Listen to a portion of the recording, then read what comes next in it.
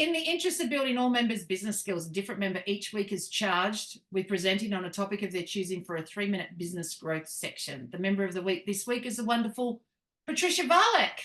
There you go, Patricia. You've got less than 3 minutes to tell us a business tip. Yes, thank you very much, Misty. I'm going to tell it in story-wise, right? Last week, second session, something horrible happened. After I gave my presentation, a hacker came on and just said a lot of racist things, very ugly. So when I came off, I was asking myself, am I like this? No. And then I thought, okay, what's the lesson? You know, during the meeting, I was thinking, how can I add value to the group?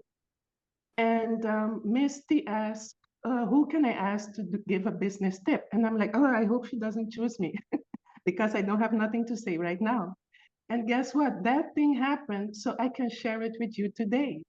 So for me, it was like, oh man, turn things around. Whatever negative happens in your business, turn it around. Another time, what happened to me also in a presentation like this, I just hit a hole in my brain. Not one thing I could remember. I think not even my name. Can you imagine in a networking group, introduce yourself and you're like, nothing came out. Again, afterwards, I thought, how can I benefit from this? I wrote an article. 80% of success is showing up. And I showed up. Other people never showed up, so no one ever heard of them. So even with this, what happened last week, I showed up. People saw me, whatever negative happened, it's okay. And then another thing, when you show up for your business, like I showed up for my massage business at one time, not one time, but I was showing up every time and then the clients weren't coming. So I was talking to another coach and I asked him, what can it be? What can it be? He thought for a while and then he said, Patricia, I think you didn't get enough no's. I got so excited. What did I do? I went out like, oh, give me your nose, give me your nose, because that means I'm closer to my yes. And so I just wanted to share this with you because eventually what happens, you show up, you're visible, which is important for your business. Make sure you're credible. And then eventually you keep doing this, changing from the negative to the positive. Eventually you will connect with your clients. Thank you, Misty.